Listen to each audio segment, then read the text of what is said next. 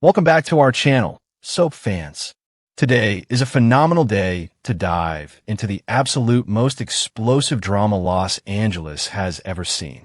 Grab your favorite drink and brace yourselves, because the fallout we are about to unpack will change everything forever.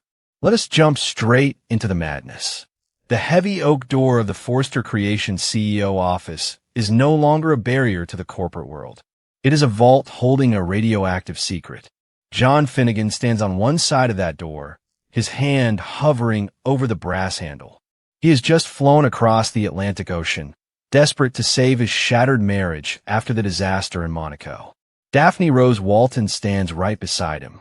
She has just returned from Paris, clutching a vibrant bouquet of flowers, ready to surprise the husband she loves.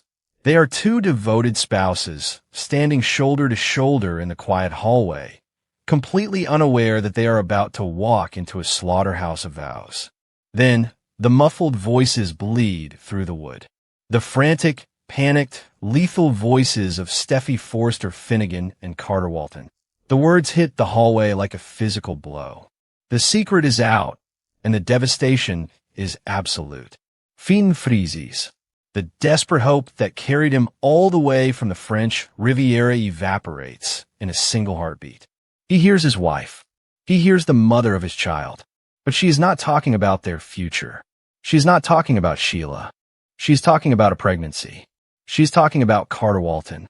The sheer, unadulterated horror of the conversation unfolding inside that office paralyzes the good doctor. He does not kick the door down. He does not scream. He simply stops breathing. Beside him, Daphne turns to stone. The beautiful, hopeful flowers in her hands suddenly feel like a cruel joke. She flew to Paris to process the most devastating medical news of her life. She was told she was entering early menopause. She was told she could not give Carter the biological child he has always dreamed of. She returned to Los Angeles ready to fight for her marriage, ready to discuss adoption, ready to discuss surrogacy. Instead, she is standing in a sterile corporate hallway, listening to her husband discuss a baby he just created with her absolute best friend. The audio bleeding through the door is the stuff of nightmares. Steffy is pacing. Carter is panicking. The reality of their drunken, grief-fueled hookup has manifested into the ultimate consequence. Steffy is pregnant, but the betrayal does not stop at the physical act. Finn and Daphne are forced to listen as Steffy and Carter hatch a diabolical, twisted plot to cover their tracks. Steffy pitches the ultimate deception. She suggests weaponizing Daphne's infertility to hide their sin. She proposes offering her own eggs to Daphne, passing off this affair baby as a clinical, agreed-upon surrogate arrangement. It is a masterclass in manipulation. It is a sick, twisted strategy designed to keep Finn in the dark and pacify Daphne with a child. Outside the door, the cruelty of this plan lands like a sledgehammer. Daphne hears her best friend plotting to hand her an affair baby wrapped in a bow of fake charity. She hears the woman who held her hand during her medical crisis now using that exact crisis as a smokescreen for infidelity. The betrayal is so profound, so deeply twisted, that Daphne cannot even form words. The air leaves her lungs. The world spins out of control. Finn watches the color drain from Daphne's face. He sees her knees buckle under the weight of the betrayal. He looks at the door, the physical barrier between him and the woman he took a bullet for. The woman who demanded absolute, unwavering loyalty. The woman who ordered him to cut his own biological mother out of his life to protect their family. That same woman could not wait a single day before jumping into bed with the chief operating officer. The hypocrisy is blinding. Finn realizes in this agonizing moment that his entire marriage is a fraud.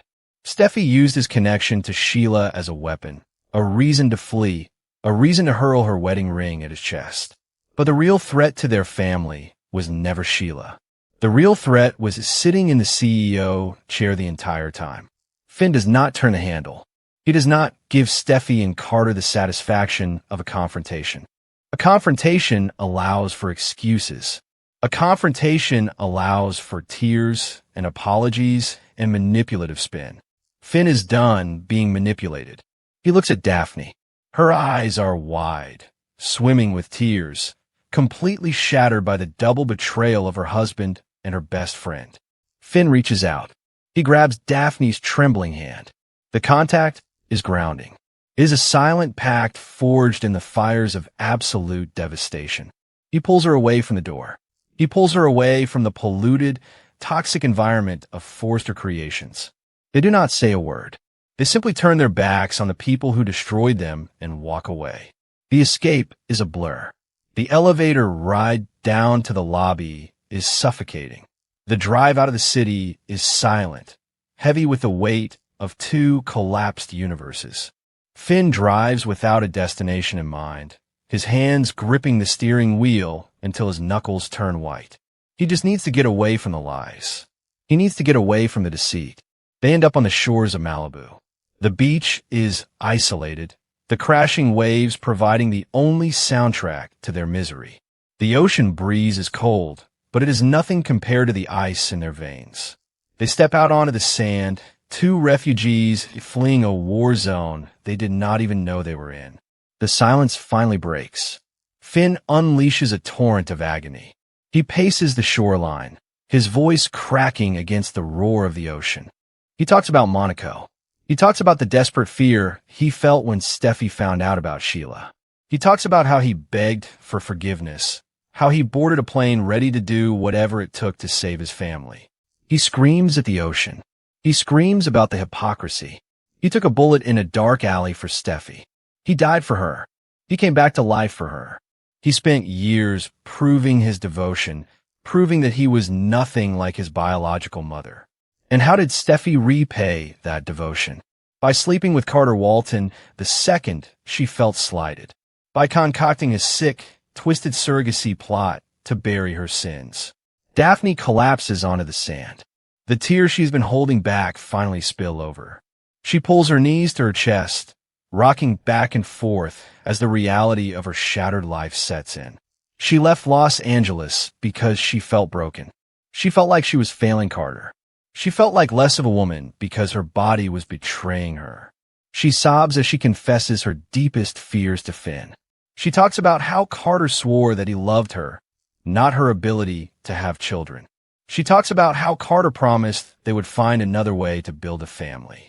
Those promises were nothing but empty air. The moment she left the city, Carter sought comfort in the arms of her best friend. The pain is suffocating. Daphne trusted Steffy with her life.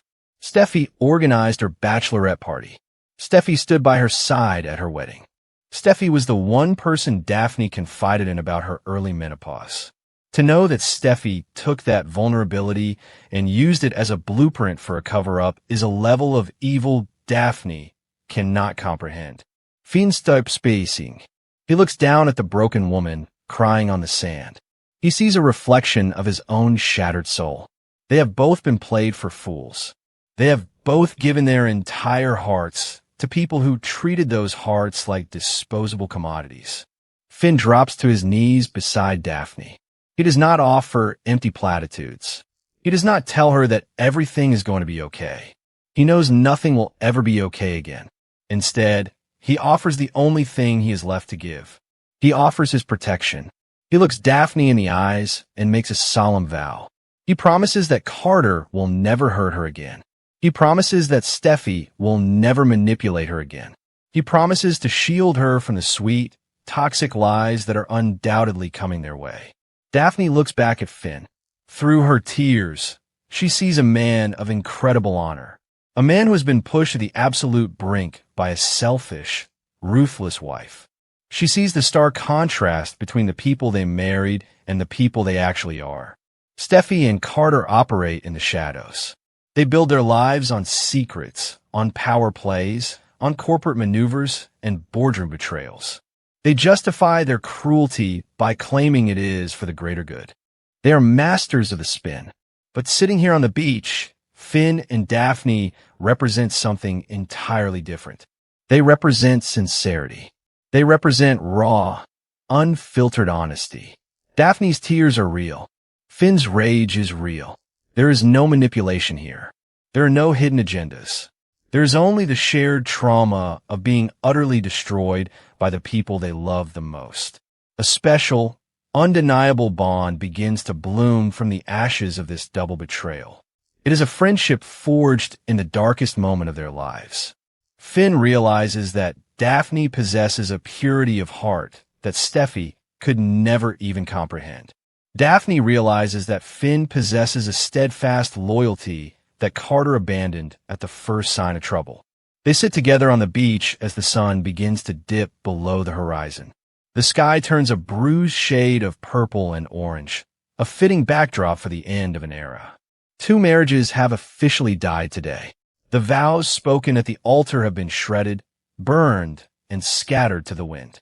But as the darkness settles over Malibu, a new chapter begins. Finn and Daphne are no longer victims. They are survivors. They have the truth, and the truth is the most dangerous weapon in Los Angeles. Steffy and Carter believe they are safe in their ivory tower at Forster Creations. They believe their twisted surrogacy plot will solve all their problems. They believe they have outsmarted everyone. They have no idea that the executioners of their deceit are sitting on a beach, quietly preparing for war. Finn and Daphne hold the detonator to the biggest scandal in Forster history. The only question now is when they will choose to press the button. The fallout from this discovery will be apocalyptic. How will Steffy explain her pregnancy to the world? How will Carter look Daphne in the eye and pretend he is a faithful husband? The web of lies they're spinning is about to collapse, and the collateral damage will be catastrophic. Will Finn and Daphne expose the affair immediately, or will they play a dangerous game of cat and mouse? Will they let Steffy and Carter dig their own graves before burying them in the truth? The dynamic between these four characters has shifted permanently. The balance of power has flipped. Steffy Forster Finnegan is about to learn that you cannot push a loyal man too far without facing the consequences. Carter Walton is about to learn that you cannot betray a devoted wife without paying the ultimate price. The storm is coming to Los Angeles, and Finn and Daphne are the ones bringing the lightning. The stage is set for the most dramatic showdown of the decade. The battle lines have been drawn in the sand of Malibu Beach. A new alliance has risen from the wreckage, and they're taking no prisoners. What will Finn and Daphne do next? Will they seek ultimate revenge? Share your theories below and subscribe for more updates.